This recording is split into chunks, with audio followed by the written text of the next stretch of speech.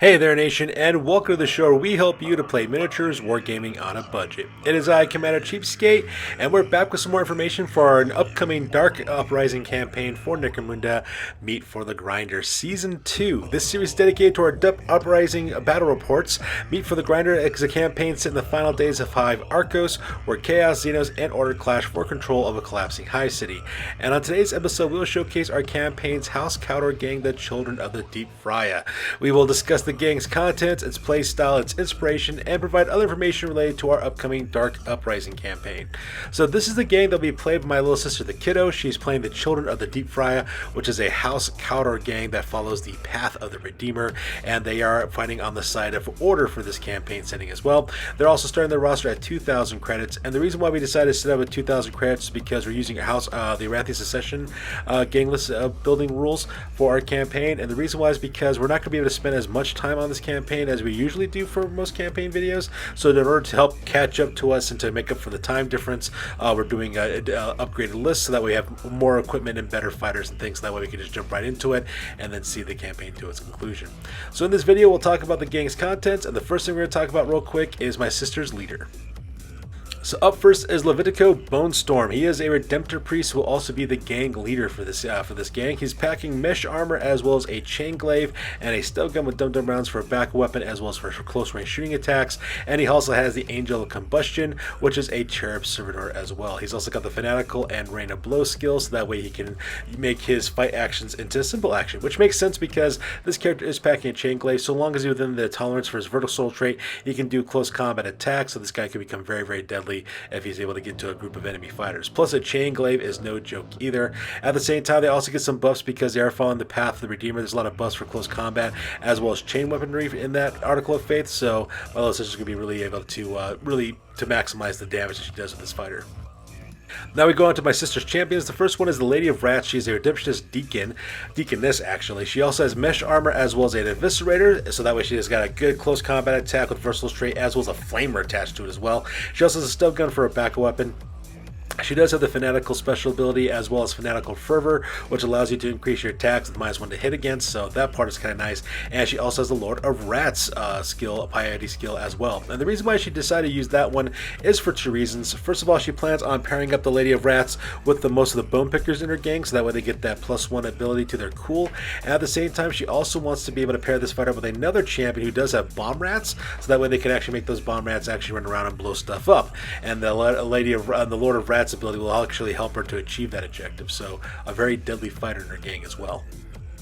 Her second champion is Malkarium, who is a Cawdor firebrand. She's got mesh armor as well as gutter forged cloak, as well as a Cawdor heavy crossbow with frag and crack shells, because that thing is terrifying. He's also packing a stub gun as well as photo goggles to see in all visibility conditions as well. He's also got the pious special rule as well as the righteous warrior special rule, as well as a step aside skill where he can dodge a attack in close combat.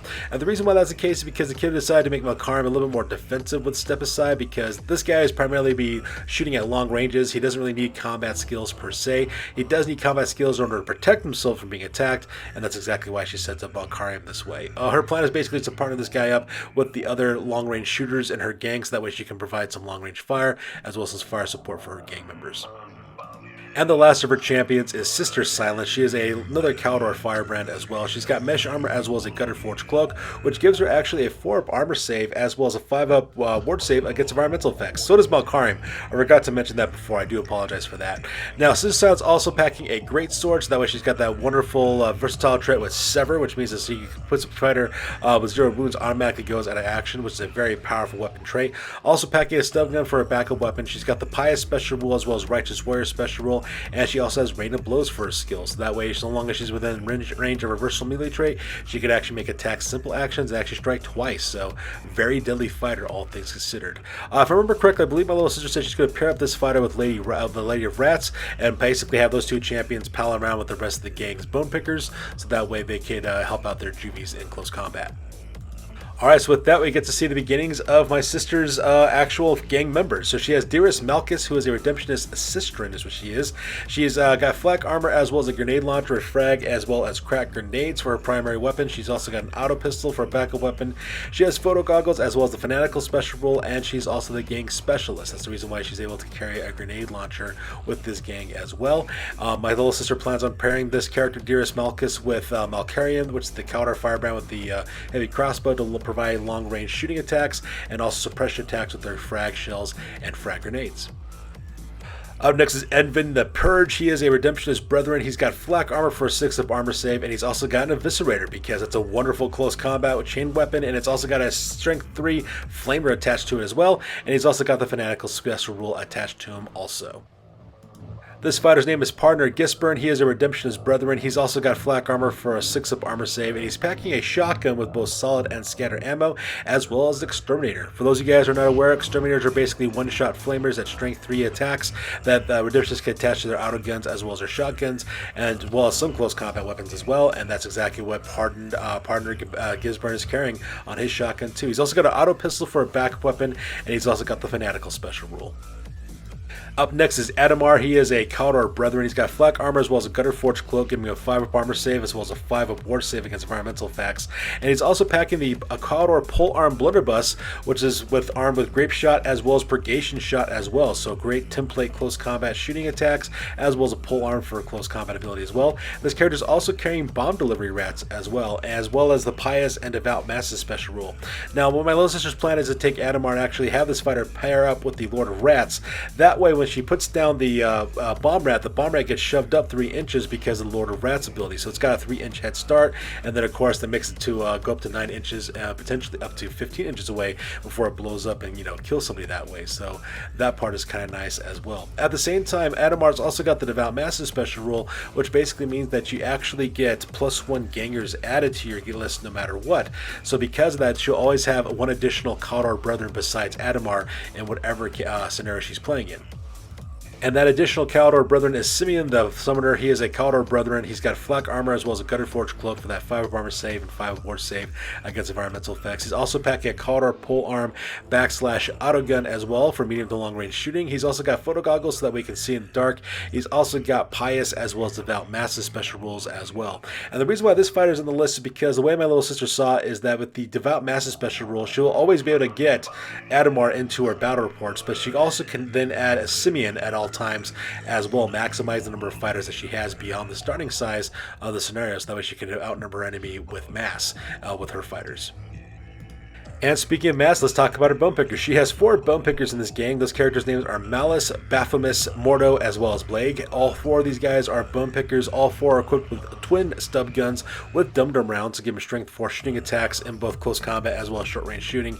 They also all 4 have Fast Learner, Pious, as well as Devout Masses special rule as well.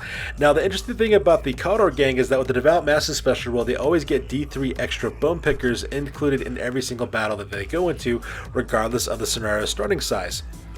So as long as my sister was able to put at least one of her bone pickers in, she can get anywhere between an additional Cawdor juvie or up to 3 extra juvies as well. And that's the reason why she has these fighters. Her goal is to pretty much spam those Devout Masses rules in every single one of her battle reports, because she'll always get 1 additional ganger and at least 1 additional bone picker at all times. So she always outnumbers you at least 2 fighters at the very minimum. I asked her if she's able to get these guys better weapons and equipment as well as armor. She said absolutely not. She's going to keep these guys bare bones with their twin stub guns and Dumdum rounds. If they die, she just replaces the new ones, and if they survive and level up, well, then she'll get them better equipment. But she always wants to have a base of at least just 4 bone pickers at all times, so that way she can outnumber enemies, which is pretty smart. And lastly, of course, we have the Hive Quake, which is a Stig Shambler that is a brute for this gang. My little sister decided to recruit this guy right off the bat. He's got flak armor for a 6-up armor save, as well as twin linked heavy stubber, because nothing says I own the firepower game like rapid fire 3 shooting attacks. She's also got this guy armed with a pole arm, as well as the intelligent control special rule, as well as the move and shoot special rule, so that way they can move and still open fire with their heavy stubber, which is absolutely fantastic. And of course, last we have the Angel of Combustion, which is a cherub servitor that's just attached to Levitico Bonestorm, which is the leader of this gang.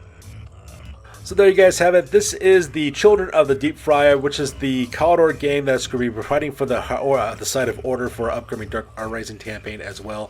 Like I said before, my little sister plans on exploiting the numbers gang with this Cawdor Gang because she gets anywhere between 2 to 4 extra fighters per scenario because of the Devout Master special rule.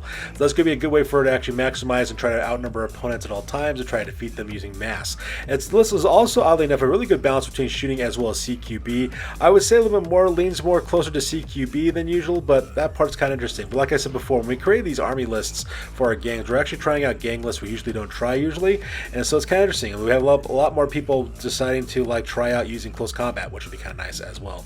So this is her list that she plans on using for a campaign. What are your thoughts? Please put them down in the comments box below if you have any suggestions for her to increase the survivability and the viability of her gang as our campaign continues. So that's good for this week, guys. As always, please feel free to like, comment, and or subscribe. You guys' input is valuable to us as always. Also check us out on Facebook, Instagram, as well as blogger.com for all the latest greatest hobby news related to this channel. That's good for this week, guys. We'll catch you guys next one. Peace out and stay classy.